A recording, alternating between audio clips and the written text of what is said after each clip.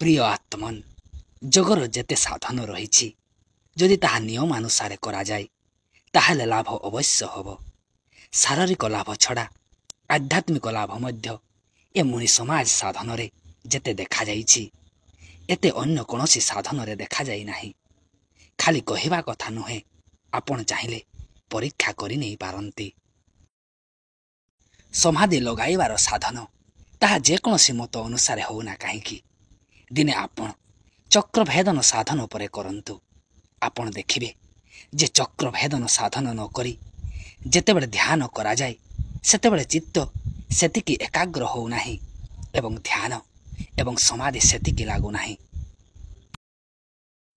ଚକ୍ର ବା ପରିଧି ବା ବୃତ୍ତକୁ ଭେଦନ କରି ତାହାକୁ ପାର ହୋଇ ବା ସେଠାରୁ ଫେରିଆସି କେନ୍ଦ୍ରର ବିନ୍ଦୁକୁ ଆସିବା ହିଁ ଯୋଗ। ଚକ୍ରଭେଦନ ସାଧନ ମନକୁ ଏପରି ଯଜ୍ଞ କରିଦିଏ ଯେ ଯଦି ମନ ଚାହିଁବ ତ ସେ ଖୁବ୍ ସରଳତାରେ ସମାଧି ପର୍ଯ୍ୟନ୍ତ ପହଞ୍ଚି ପାରିବ। ମୁନି ସମାଜର ପ୍ରକୃତ ଚକ୍ରଭେଦନ ଯୋଗ ସାଧନ ଶରୀରର ସମସ୍ତ ବିକାର ଗୁଡ଼ିକୁ ଦୂର କରିଥାଏ, ଯାହାଦ୍ୱାରା ମନୁଷ୍ୟ ଶୀଘ୍ର ବୃଦ୍ଧାବସ୍ଥା, ମୃତ୍ୟୁ, ଅଜ୍ଞାନ, ବନ୍ଧନ ଏବଂ ରୋଗ ଦିଗକୁ ଅଗ୍ରସର ହୋଇନଥାଏ। ମୁନି ସମାଜର ପ୍ରକୃତ ଯୋଗ ସାଧନ ଯଦି ବିଶ୍ୱାସ, ଶ୍ରଦ୍ଧା, ପ୍ରେମ ଏବଂ ନିୟମର ସହିତ କରାଯାଏ ଏବଂ ସଦ୍ଗୁରୁଦେବଙ୍କ ଲିଖିତ ପୁସ୍ତକକୁ ପ୍ରତ୍ୟେକ ଦିନ ସ୍ୱାଧ୍ୟାୟ କରାଯାଏ, ତାହେଲେ ସାଧକ ନିଶ୍ଚୟ ଜୀବନ ମୁକ୍ତ, ସ୍ୱସ୍ଥ, ଜ୍ଞାନବାନ, ବଳବାନ ହେବା ସଙ୍ଗେ ସଙ୍ଗେ ମୃତ୍ୟୁ ଉପରେ ମଧ୍ୟ ବିଜୟ ଲାଭ କରିବାରେ ଉପଯୁକ୍ତ ହୋଇଯାଏ। ସାଧନ କଲେ ମସ୍ତିଷ୍କ ମଧ୍ୟସ୍ଥ ସବୁ କୋଷ ଖୋଲିଯାଏ ଏବଂ ସଫା ହୋଇଯାଏ, ଯଦ୍ୱାରା ମନୁଷ୍ୟ ଉଚ୍ଚ ତତ୍ତ୍ୱ ଜ୍ଞାନ, ଆଧ୍ୟାତ୍ମିକ ଜ୍ଞାନ ବା ବ୍ରହ୍ମ ଜ୍ଞାନର ବିଚାର କରିଥାଏ। ମୁନି ସମାଜର ପ୍ରକୃତ ଯୋଗ ପ୍ରାଣର ସେହି ନିର୍ବଳତାକୁ ଦୂର କରି କରି ଯାଉଥାଏ, ଯେଉଁଥିପାଇଁ ମନୁଷ୍ୟ ମୃତ୍ୟୁର ନିକଟବର୍ତ୍ତୀ ହେଉଥାଏ। ଏ ପ୍ରକୃତ ଯୋଗ ଶ୍ୱାସକୋଷକୁ ଏତେ ବିସ୍ତୃତ, ପୁଷ୍ଟ ଏବଂ ନିର୍ବିକାର କରି ରଖେ, ଯଦ୍ୱାରା ମନୁଷ୍ୟର ଆୟୁ ବଢ଼ିଯାଉଥାଏ। ଏ ସାଧନ ଶରୀରର ଶିରା ପ୍ରଶିରାରେ ଜମି ରହିଥିବା ମଳ ଏବଂ ବିକାରକୁ ସଫା କରି ସବୁ ଅଙ୍ଗକୁ ପର୍ଯ୍ୟାପ୍ତ ପରିମାଣରେ ଶୁଦ୍ଧ ରକ୍ତ ପହଞ୍ଚାଇ ଦେବା ସଙ୍ଗେ ସଙ୍ଗେ ଅଶୁଦ୍ଧ ରକ୍ତ ବାହାର କରିଦିଏ। ପ୍ରତି ଅଙ୍ଗରେ ଶୁଦ୍ଧ ରକ୍ତ ପର୍ଯ୍ୟାପ୍ତ ପରିମାଣରେ ନ ପହଞ୍ଚିବା ଯୋଗୁଁ ମନୁଷ୍ୟ ବୃଦ୍ଧାବସ୍ଥା ଏବଂ ମୃତ୍ୟୁ ଦିଗକୁ ଅଗ୍ରସର ହୋଇଥାଏ। ଠିକ୍ ଏହିପରି ଅଶୁଦ୍ଧ ରକ୍ତ ପର୍ଯ୍ୟାପ୍ତ ପରିମାଣରେ ବାହାରି ନ ଯିବା ଦ୍ୱାରା ମନୁଷ୍ୟ ଧୀରେ ଧୀରେ ଅସୁସ୍ଥତା, ବାର୍ଦ୍ଧକ୍ୟ, ନିର୍ବଳତା ଏବଂ ମୃତ୍ୟୁ ଦିଗକୁ ବଢ଼ିବାକୁ ଲାଗେ। ଏ ସାରା ସଂସାରରେ ମୁନି ସମାଜର ଏହି ପ୍ରକୃତ ଯୋଗ ସାଧନ ଠାରୁ ଅଲଗା କିଛି ଯୋଗ ସାଧନ ନାହିଁ, ନା ଭବିଷ୍ୟତରେ ହୋଇପାରିବ। ଏହା ଏକମାତ୍ର ସାଧନ ଯାହା ଶିରା ପ୍ରଶିରା, ଶରୀରର ଇନ୍ଦ୍ରିୟ ଏବଂ ପ୍ରାଣକୁ ସରସ, ପୁଷ୍ଟ, ସ୍ୱଚ୍ଛ ଏବଂ କାର୍ଯ୍ୟକ୍ଷମ କରିଥାଏ। ଏ ଯୋଗ ସାଧନ ଦ୍ୱାରା ଶରୀରର ଶିରା ପ୍ରଶିରା ଯେତେବେଳେ ନିଜ କାମ ଠିକ୍ ଭାବରେ କରିବାକୁ ଲାଗନ୍ତି, ତେବେ ବହୁତ ଦିନରୁ ଜମି ରହିଥିବା ବିକାର, ଯାହା କୌଣସି ପ୍ରକାରରେ ଏପର୍ଯ୍ୟନ୍ତ ବାହାରି ଯାଇନାହିଁ ଏବଂ ଯାହା ବୃଦ୍ଧାବସ୍ଥା ଏବଂ ମୃତ୍ୟୁକୁ ଶୀଘ୍ର ନେଇ ଆସିବାରେ ସହାୟତା କରିଥାଏ, ତାହା ବାହାରି ଯିବାକୁ ଲାଗେ। ଏହାକୁ ମୁନି ସମାଜର କେତେକ ସାଧକ ମଧ୍ୟ ବୁଝିନାହାନ୍ତି। ଶରୀରର ବିକାର ବାହାର କରିବାର ପଦ୍ଧତି ଏପରି ହୋଇଥାଏ ଯେ ସାଧକ ଏହାକୁ ମଧ୍ୟ ଗୋଟିଏ ରୋଗ ବୋଲି ବୁଝିନିଏ ଏବଂ ଡରିଯାଏ। ଡରି ଯାଇଥିବା ସାଧକ ଯେତେ ପାରେ ସେତେ ଅଶୁଭ ଭାବନା କରେ ଏବଂ ଔଷଧ ଖାଏ ଏବଂ ସେତେ କଷ୍ଟ ପାଏ। କେବେ କେବେ ଔଷଧ ଦ୍ୱାରା ବାହାରୁଥିବା ବିକାରକୁ ମଧ୍ୟ ଅଟକାଇ ଦିଅନ୍ତି।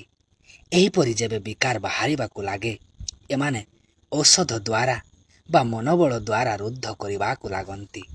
ବାସ୍ ଏହିପରି କେତେଥର ବନ୍ଦ କରିଦେଲେ ବିକାର ଶରୀର ମଧ୍ୟରେ ଜମା ହେବାକୁ ଲାଗେ। ଶେଷରେ ଦିନେ ଏପରି ମନେ ହୁଏ ଯେ ବହୁତ ବଡ଼ ରୋଗ ହୋଇଯାଇଛି। ଏହି କାରଣରୁ ମୁନି ସମାଜର ସଦସ୍ୟ କେବେ କେବେ ରୋଗ ହେବା ଭଳି ମନେ ହୋଇଥାଏ। ତାହାର କାରଣ ଏଇଆ ହିଁ। ମୁନି ସମାଜର ସାଧନ ଶିକ୍ଷା ନେବା ପରେ ମଧ୍ୟ ଆଉ ନିଜକୁ ମୁନି ସମାଜର ସଦସ୍ୟ କହୁଥିଲେ ମଧ୍ୟ ଆଳସ୍ୟ ଯୋଗୁଁ ସାଧନକୁ ମଧ୍ୟ ଗୋଟିଏ ବନ୍ଧନ ବୁଝି ସାଧନ ନକରି ଦୁର୍ବଳ ତଥା ରୋଗୀ ହୋଇ ରୁହନ୍ତି। ବହୁତ ଲୋକେ ପହଲମାନମାନଙ୍କର ମାରପେଞ୍ଚ ଜାଣନ୍ତି ଏବଂ ଲଢ଼େଇ ସମୟରେ ବିରୋଧୀର ଶରୀରରେ କିପରି ପ୍ରୟୋଗ କରାଯାଏ ତାହା ମଧ୍ୟ ଜାଣନ୍ତି। ମାତ୍ର ଆଖଡ଼ାକୁ ଯାଇ ଅଭ୍ୟାସ ନ କରିବା ଯୋଗୁଁ କେବେ ପହଲମାନ ହୋଇପାରନ୍ତି ନାହିଁ। ବହୁତ ଲୋକ ବହୁତ ବ୍ୟାୟାମର ନାମ ଏବଂ ତାହାର କରିବାର ପ୍ରଣାଳୀ ମଧ୍ୟ ଜାଣନ୍ତି ଏବଂ ଅନ୍ୟକୁ ଶିକ୍ଷା ଦିଅନ୍ତି, ମାତ୍ର ସ୍ୱୟଂ କରନ୍ତି ନାହିଁ। ବହୁତ ଲୋକ କୃଷି ବିଜ୍ଞାନ, ପଦାର୍ଥ ବିଜ୍ଞାନ, ଗଣିତ ବିଜ୍ଞାନ, ନ୍ୟାୟ ବିଜ୍ଞାନ, ଯୋଗ ବିଜ୍ଞାନ ଏବଂ ବ୍ରହ୍ମଜ୍ଞାନ ଉପରେ ବହୁତ ପଢ଼ିଥାନ୍ତି, ମାତ୍ର ଅଭ୍ୟାସ ନ କରିବା ଯୋଗୁଁ ଏପରି ଲୋକେ ଖାଲି ଭଡ଼ଭଡ଼ିଆ ହୋଇଥାନ୍ତି ଏବଂ ବୃଥା ଭାଷଣ ଦ୍ୱାରା ନିଜର ଆୟୁ ନଷ୍ଟ କରିଥାନ୍ତି। ଏପରି ନିଷ୍କମଣ ଲୋକେ ଯଦି ନିଜକୁ ମୁନି ସମାଜର ସଦସ୍ୟ ବୋଲି ନ କୁହନ୍ତେ ତ ଭଲ ହୁଅନ୍ତା। ଉପଯୁକ୍ତ କାରଣରୁ ସାଧନ କରୁଥିବା ଲୋକେ ମଧ୍ୟ କେବେ କେବେ ରୋଗୀ ପରି ପ୍ରତୀତ ହୁଅନ୍ତି, ମାତ୍ର ଯେଉଁମାନେ ସାଧନ କରନ୍ତି ନାହିଁ ସେମାନେ ସାରା ଜୀବନ କୌଣସି ନା କୌଣସି ରୋଗରେ ସର୍ବଦା ପୀଡ଼ିତ ଥାନ୍ତି। ଯଦ୍ୟପି ଅଯୋଗୀ ଲୋକ ମଧ୍ୟ ଅର୍ଥାତ୍ ଯେଉଁମାନେ ସାଧନ କରନ୍ତି ନାହିଁ କେବେ କେବେ ନିରୋଗ ଦେଖାଯାଆନ୍ତି, ମାତ୍ର ସେମାନେ କେବେ ପୂର୍ଣ୍ଣ ନିରୋଗ ରୁହନ୍ତି ନାହିଁ। କୌଣସି ନା କୌଣସି ରୋଗ ତାଙ୍କୁ ଅବଶ୍ୟ ହୋଇଥାଏ। କିଛି ନହେଲେ ଅର୍ଶ ଅବଶ୍ୟ ହେବ, ଯାହାକି ତାଙ୍କ ସାଙ୍ଗରେ ଜୀବନ ସାରା ରହିବ।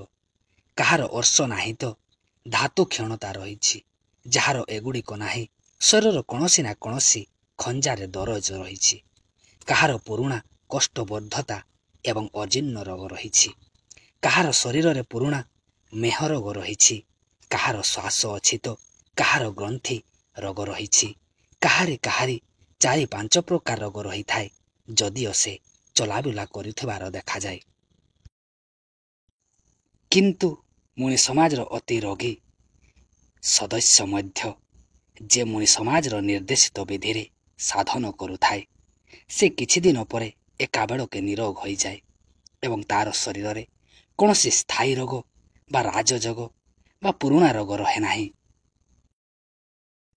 ମୁନି ସମାଜର ସଦସ୍ୟ ବର୍ଷକରେ ଦିନେ 2 ଦିନ ଯଦି ରୋଗୀ ବୋଲି ଆପଣଙ୍କୁ ପ୍ରତୀତ ହୁଏ ତ ସେ ଅବସ୍ଥାରେ ପ୍ରକୃତରେ ତାଙ୍କୁ ରୋଗ ହୋଇନଥାଏ, ମାତ୍ର ତାଙ୍କ ଶରୀରର ବିକାର ଗୁଡ଼ିକ ପରିଷ୍କୃତ ହେଉଥାଏ।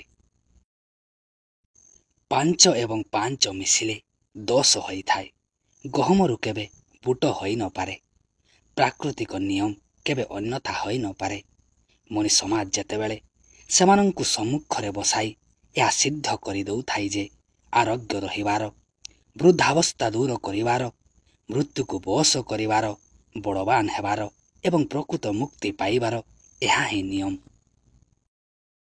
ସବୁ ସ୍ଥାନରେ ଏବଂ ସବୁ କ୍ଷେତ୍ରରେ ଗହମରୁ ଗହମ ଏବଂ ବୁଟରୁ ବୁଟ ଉତ୍ପନ୍ନ ହୋଇଥାଏ। ଯଦି କାହାରି କ୍ଷେତ୍ରରେ ମଟର ଉତ୍ପନ୍ନ ହୋଇଗଲା, ତେବେ ତ ଅବଶ୍ୟ ବୁଝିବାକୁ ହେବ ଯେ ଗହମ ସଙ୍ଗରେ ମଟର ମଧ୍ୟ ମିଶିଯାଇଥିବ। ଠିକ୍ ଏହିପରି ସାଧକ ଅଭ୍ୟାସ କରିବା ପରେ ମଧ୍ୟ ଯଦି କୌଣସି କଷ୍ଟ ଏବଂ ରୋଗ ଉତ୍ପନ୍ନ ହୁଏ, ତେବେ ଏହା ବୁଝିବାକୁ ପଡ଼ିବ ଯେ ସେ କେଉଁଠି ଭୁଲ କରୁଛି, କୌଣସି କାମ ବା ସାଧନ ନିୟମ ବିରୁଦ୍ଧରେ କରୁଛି। ସ୍ମରଣ ରଖିବେ ଯେ ଗହମରୁ ବୁଟ ହୋଇନପାରେ, ଠିକ୍ ଏହିପରି ପ୍ରକୃତ ଯୋଗ ଦ୍ୱାରା କେବେ ରୋଗ ହୋଇନପାରେ। ଯେ କେହି ଗଣିତର ମହାନ ପଣ୍ଡିତ ହେଲେ ମଧ୍ୟ ଯଦି ସେ 5 ସଙ୍ଗରେ 5 ମିଶାଇ ନ କହେ, ତେବେ ସେ କୌଣସି ସ୍ଥାନରେ ଭୁଲ ଅବଶ୍ୟ କରୁଛି। ଭୁଲ ନ କଲେ ଗଣିତର ପ୍ରଶ୍ନର ଉତ୍ତର ଭୁଲ ଆସି ନପାରେ।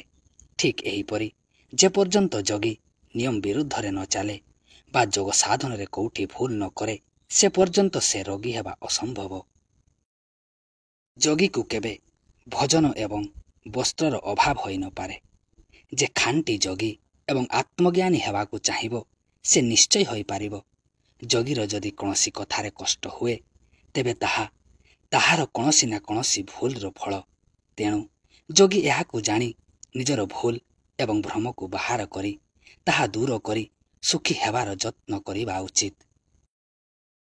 ଏ ଆତ୍ମା ହିଁ ଏ ଶରୀର ରୂପୀ ବ୍ରହ୍ମାଣ୍ଡର ରାଜା। ଏହି ଆତ୍ମାର ଚେତନତା ଏବଂ କାର୍ଯ୍ୟକରଣୀ ଶକ୍ତିର ନାମ ମନ। ଯେପରି ସମୁଦ୍ର ଏବଂ ଲହରୀ ମଧ୍ୟରେ କୌଣସି ପ୍ରଭେଦ ନାହିଁ, ସେହିପରି ଆତ୍ମା ଏବଂ ମନ ମଧ୍ୟରେ କୌଣସି ପ୍ରଭେଦ ନାହିଁ। ଯେପରି ଶାସକ ବା ରାଜା ନିଜର ରାଜ୍ୟ ସାରା ବର୍ଷକରେ ଥରେ ନିଶ୍ଚୟ ପରିଦର୍ଶନ କରିବାକୁ ଯାଏ ଏବଂ ତାହାର ଦେଖାଶୁଣା କରି ଆସେ, ସେହିପରି ଏ ଆତ୍ମା ବା ମନକୁ ଦିନ ରାତିରେ 24 ଘଣ୍ଟା ମଧ୍ୟରେ ଅବଶ୍ୟ ଏ ଶରୀର ରୂପୀ ବ୍ରହ୍ମାଣ୍ଡର ପ୍ରତି ଅଙ୍ଗ, ପ୍ରତି ଚକ୍ର, ପ୍ରତି ଶିରା ପ୍ରଶିରା ଏବଂ ପ୍ରତି ଅଣୁରେ ଥରେ ବୁଲି ଆସିବା ଆବଶ୍ୟକ। ଆତ୍ମା ବା ମନକୁ ଥରେ ହେଲେ ମଧ୍ୟ ନିଜର ରାଜ୍ୟକୁ ଦେଖି ଆସିବା ଉଚିତ। ଯେପରି ନିଜ ରାଜ୍ୟକୁ ଦେଖାଶୁଣା ନ କଲେ ରାଜାର ରାଜ୍ୟ ନଷ୍ଟ ହୋଇଯାଏ ଏବଂ ରାଜାର ବଳ କମିଯାଏ, ସେହିପରି ଯେଉଁ ଶରୀରର ଆତ୍ମା ବା ମନ ସମସ୍ତ ଶରୀରରେ ଦିନ ରାତି ମଧ୍ୟରେ ଅତି କମରେ ଥରେ ଘୂରି ନ ଆସେ, ସେ ଶରୀରର ବଳ କମି କମି ଯାଉଥାଏ ଏବଂ ରୋଗୀ ହୋଇ ସେ ଶୀଘ୍ର ମରିଯାଏ। ଗୋଟିଏ ଛୋଟ ପିଲାର ମଧ୍ୟ ମନ ରହିଛି, ଆତ୍ମା ରହିଛି, ଆଉ ଗୋଡ଼ ମଧ୍ୟ ରହିଛି। ମାତ୍ର ଏ ଛୋଟ ପିଲା ବଡ଼ ଲୋକଙ୍କ ପରି ନିଜ ଗୋଡ଼ରେ ଚାଲିପାରେ ନାହିଁ। କାହିଁକି? ଏଇଥିପାଇଁ ଯେ ସେ ବର୍ତ୍ତମାନ ଗୋଡ଼କୁ ଚଲାଇବାର ବା ଗୋଡ଼ରେ ଚାଲିବାର ସାଧନ କରିନାହିଁ। ପିଲା ପାଖରେ ମଧ୍ୟ ମନ ଅଛି, ମନୋବଳ ରହିଛି, ଆତ୍ମବଳ ଏବଂ ଇଚ୍ଛା ଶକ୍ତି ରହିଛି। ମାତ୍ର ସେ ନିଜ ଗୋଡ଼କୁ ଚଢ଼ାଇ ପାରୁନାହିଁ। ଯଦିଓ ଅନ୍ୟ ବଡ଼ ମଣିଷମାନେ ସେହି ମନୋବଳ ଦ୍ୱାରା ନିଜ ନିଜର ଗୋଡ଼କୁ ଚଢ଼ାଉଛନ୍ତି, କିନ୍ତୁ ଗୋଟିଏ ପିଲା ନିଜ ମନୋବଳ ଦ୍ୱାରା ନିଜର ଗୋଡ଼କୁ କାହିଁକି ଚଢ଼ାଇ ପାରୁନାହିଁ? ଏଇଥିପାଇଁ ଯେ ସେ ନିଜ ଗୋଡ଼ ପାଖକୁ ନିଜର ମନକୁ ନେଇଯାଇ ତାକୁ ଚଢ଼ାଇବାର ସାଧନ ବର୍ତ୍ତମାନ କରିନାହିଁ। ଏହା ସାଧନ ନୁହେଁ, ଯୋଗ। ଏହି କଥାକୁ ନେଇ ଯୋଗ ଏବଂ ତାହାର ସାଧନର ମହତ୍ତ୍ୱ ରହିଛି। ଆତ୍ମବଳ ଏବଂ ମନୋବଳର ପ୍ରତାପ ଅପାର ଥିଲେ ମଧ୍ୟ ବିନା ସାଧନରେ କିଛି ହୁଏ ନାହିଁ। ଏବେ ପ୍ରଶ୍ନ ହୁଏ, ଚାଲିବାର ସାଧନ ବା ଅଭ୍ୟାସରେ କ'ଣ ହୋଇଥାଏ? ଏଇଆ ହୋଇଥାଏ ଯେ ମନୁଷ୍ୟ ନିଜର ମନକୁ କଳ୍ପନା ଦ୍ୱାରା ନିଜ ଗୋଡ଼ ପାଖକୁ ନେଇଯାଇ ମନୋବଳର ପ୍ରେରଣାରେ ଗୋଡ଼କୁ ଚଳାଇବାକୁ ଚାହିଁଥାଏ। ମନୋବଳକୁ ନେଇଯାଇ ଗୋଡ଼କୁ ବାରମ୍ବାର ଧୀରେ ଧୀରେ ଚଳାଇବାର ଯତ୍ନ କରିବା ହିଁ ସାଧନ ବା ଅଭ୍ୟାସ। ଏହା ହିଁ ସାଧନ ବିଜ୍ଞାନ। ମାତ୍ର ବିନା ଅଭ୍ୟାସ ଏବଂ ସାଧନରେ କେବଳ କୌଣସି ବିଷୟର ଜ୍ଞାନ କିଛି କରିପାରିବ ନାହିଁ। ଏଇଥିପାଇଁ କର୍ମବୀରମାନେ ଯୋଗ ଉପରେ ଜୋର ଦେଇଛନ୍ତି। ମୁନି ସମାଜର ସାଧନରେ ଶରୀରର ପ୍ରତି ଅଙ୍ଗ, ପ୍ରତି ଶିରା ପ୍ରଶିରା, ପ୍ରତି ଚକ୍ର ଏବଂ ପ୍ରତି ଅଣୁ ପାଖକୁ ମନକୁ ପଠାଇ ନିଜର ସମସ୍ତ ଶରୀରରେ ଘୂରାଇ ଅଣାଯାଏ। ଏଥିପାଇଁ ଏହାକୁ ସର୍ବାଙ୍ଗପୂର୍ଣ୍ଣ ସାଧନ କହିପାରନ୍ତି। ଏହା ହିଁ ଯୋଗର ପ୍ରକୃତ ସାଧନ। ଏ ସର୍ବାଙ୍ଗପୂର୍ଣ୍ଣ ଯୋଗକୁ ମୁନି ସମାଜର ପ୍ରତ୍ୟେକ ସଦସ୍ୟ ଜାଣନ୍ତି ଏବଂ ସଦସ୍ୟ ହୋଇଯିବା ପରେ ପ୍ରତ୍ୟେକ ସଦସ୍ୟଙ୍କୁ କହି ଦିଆଯାଏ। ଯେଉଁ ବିଧିରେ ଆର୍ଯ୍ୟ ସମାଜୀ ଏବଂ ସନାତନ ଧର୍ମୀ ପ୍ରାଣାୟାମ କରନ୍ତି, ତାହା ଠିକ୍ ନୁହେଁ। ଯେପରି ବାୟୁ ଆବର୍ଜନାକୁ ଉଡ଼ାଇ ଦେଇଥାଏ, ସେହିପରି ପ୍ରାଣବାୟୁ ବିକାର ସବୁକୁ ଶରୀରରୁ ଫୁଙ୍କି ଉଡ଼ାଇ ଦିଏ। ଯେପରି ବୋତଲରେ ଗରମ ପାଣି ପୁରାଇ ବୋତଲ ହଲାଇଲେ ବୋତଲ ସଫା ହୋଇଯାଏ, ସେହିପରି ମୁନି ସମାଜର ପ୍ରକୃତ ଯୋଗ ବିଧିରେ ଗରମ ଏବଂ ତାଜା ରକ୍ତ ଯେତେବେଳେ ସମସ୍ତ ଶରୀର ଏବଂ ଶରୀରର ପ୍ରତି ଅଙ୍ଗ, ଶିରା ପ୍ରଶିରା ତଥା ପ୍ରତି ନାଡ଼ିରେ ଘୂରା ଯାଇଥାଏ, ସେତେବେଳେ ସମସ୍ତ ଶରୀର ନିର୍ବିକାର, ନିରୋଗ, ପବିତ୍ର ଏବଂ ସ୍ୱଚ୍ଛ ହୋଇଯାଏ। ଏ ସାଧନା ଦ୍ୱାରା ଶରୀର ଏବଂ ମନ ଶୁଦ୍ଧ, ପବିତ୍ର ଏବଂ ଶକ୍ତିମାନ ହୋଇ ଏପରି ଯୋଗ୍ୟ ହୋଇଯାଏ ଯେ ସେ ମୁକ୍ତ ହୋଇ ସମାଧି ଲଗାଇ ବ୍ରହ୍ମାନନ୍ଦର ଉପଭୋଗ କରିପାରେ।